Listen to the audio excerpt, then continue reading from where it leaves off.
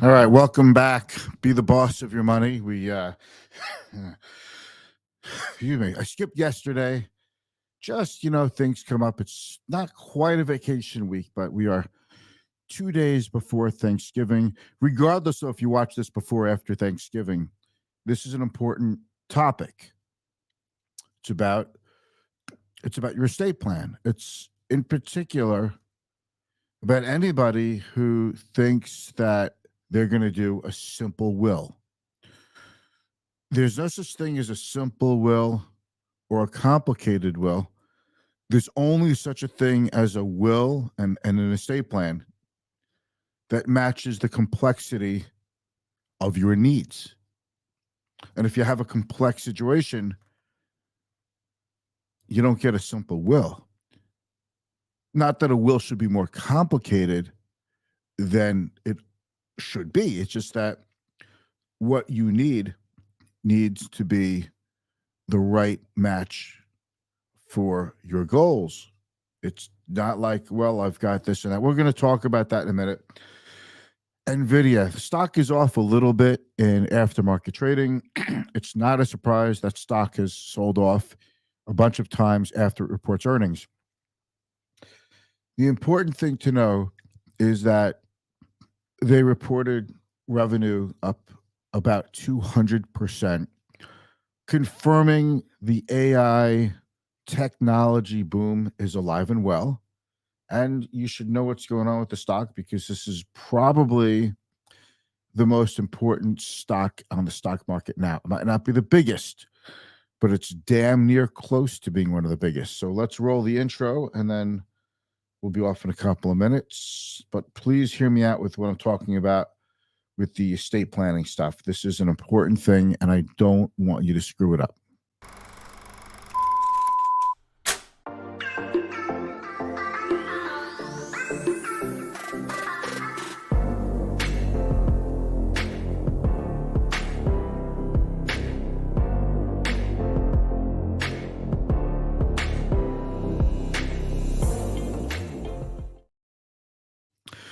All right, welcome to Be the Boss of Your Money. I'm Mitch Goldberg with Client First Strategy. You know who I am, and if you watch this, whether if you watch this in the live stream or in the replay, just know that all of these episodes show up on my timeline immediately after we complete the live stream. So if you're watching me on Facebook, LinkedIn, or YouTube, even if you miss me, the show will be there, so you could go back and check it out. And while you're watching this, if you don't mind giving me a thumbs up or whatever reaction is available to you depending on which platform you're watching on, I'd appreciate it. If you have a question about what we're talking about, you should ask me in the comments, just whether if you're watching the live stream or replay, ask me, I'll get back to you, or just send me your favorite emoji or let me know where you're watching from. And words of wisdom and words of encouragement are always appreciated. Here's the thing about a will. Okay, first of all, I don't give legal advice. You need to speak with a qualified attorney who specializes in wills, trust accounts, estate planning, elder law, those sorts of things. But within the scope of what I do and just advising people of leaving money to children, is it a good idea? Is it a bad idea? How should they go about doing it? That I can talk about. And I know enough about estate planning to actually hurt you. But I also know this. As a financial advisor, you probably would expect that I tell people what to do with their money. Think of it this way. In the beginning of a new relationship, I tell people what to do with their money. But once the relationship is up and running, I spend a lot more time telling people what not to do with their money. Okay, then it's not always what to do, it's what not to do. And one of the things what not to do is say to me, and I'm going by a real life example from a very good friend who just is not an attorney. And that's why he has me. He said, I'm thinking about doing a simple will for the kids, just update my beneficiaries, put beneficiaries in my account. So I said, that would be what's called a transfer on death account. So you could take a regular brokerage account, whether if it's an individual brokerage account I'm not talking an IRA. I'm talking a taxable brokerage account, a non-IRA. And whether if it's a joint account with you and a spouse or just you could make that into a TOD account, transfer on death, and then you could name a beneficiary or more than one beneficiary to the account. This way, if you die, the money goes directly to your beneficiary, bypasses probate, that person gets the money. But when you're talking about leaving the money to minor children under the age of 18, it's a little bit more dicey. That's the problem. You can't really leave money to a minor. A minor can't really accept the money. It's they have to have a custodian. They have to have a guardian. Somebody has to be responsible for managing the money. And if you're just leaving a child the money in a transfer and death account, the mistake is that someone has to become the guardian for the child.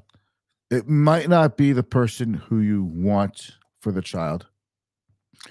And when the child turns 18, not 21, when they turn 18, they get the money. Do you want an 18-year-old child to have $1 million to spend? Right? And I know we all like to think our kids are mature. I know I would not want my kids to get all of the money I'm leaving them when they're 18. You could leave the money into a child into an UTMA, Uniform Trust to Minors Act, which is a custodial account.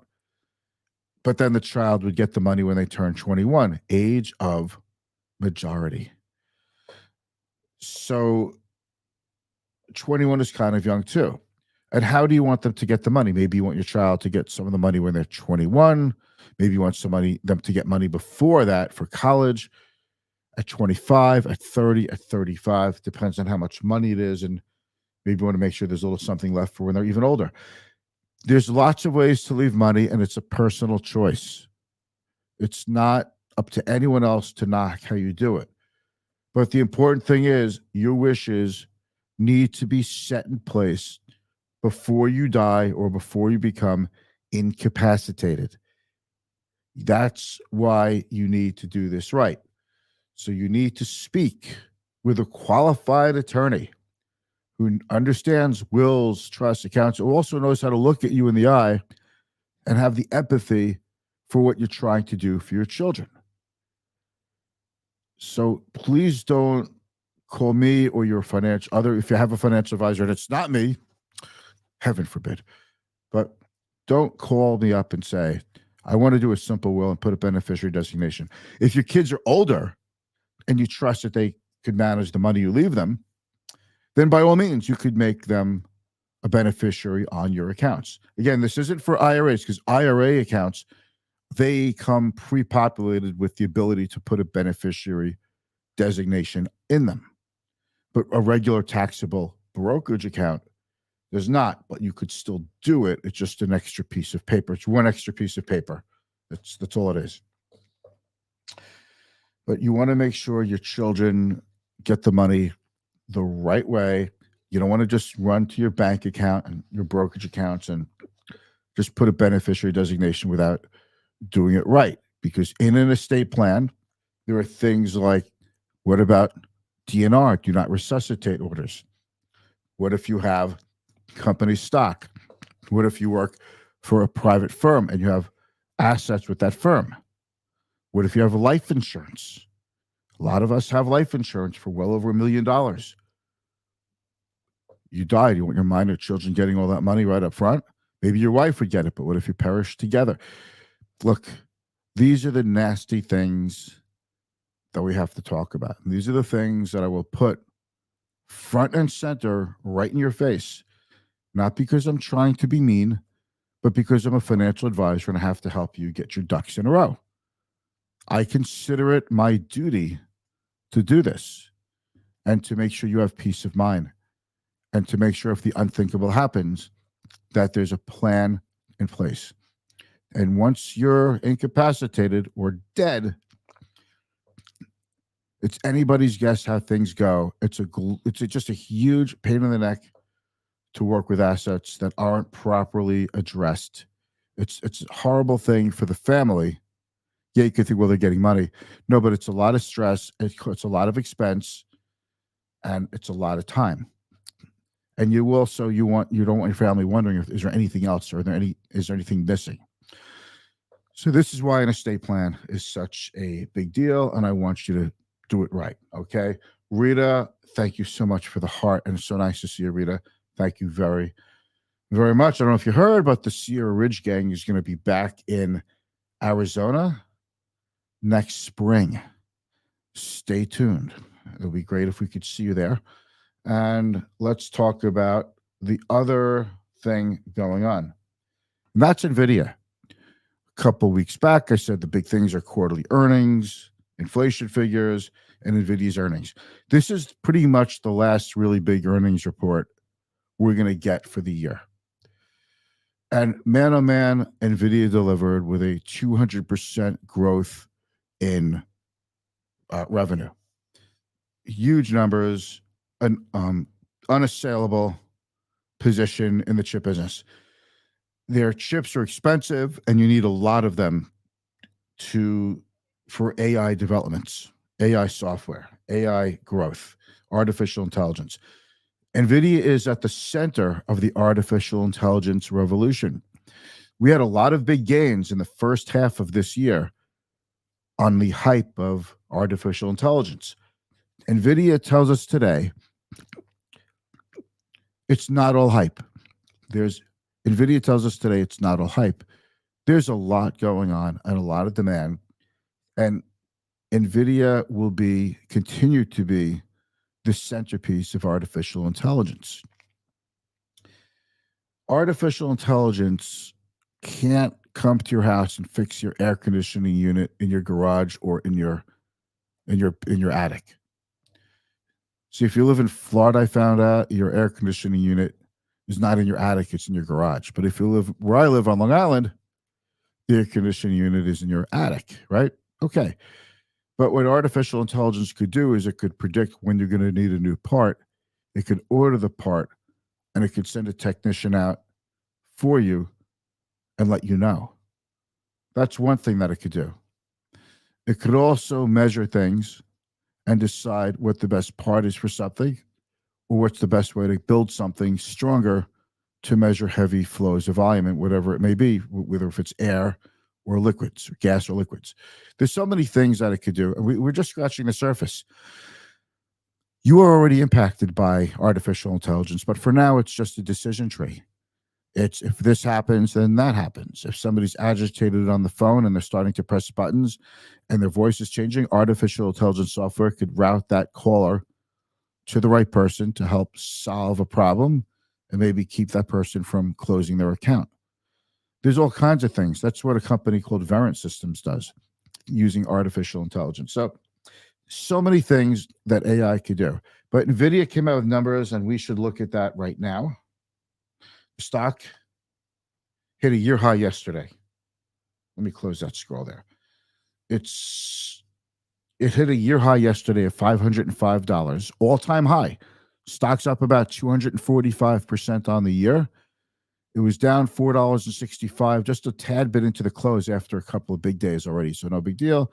And it's off 0.29% aftermarket trading. It was off a little bit more than that before, but I think investors are coming around to the fact that it's just a blowout quarter.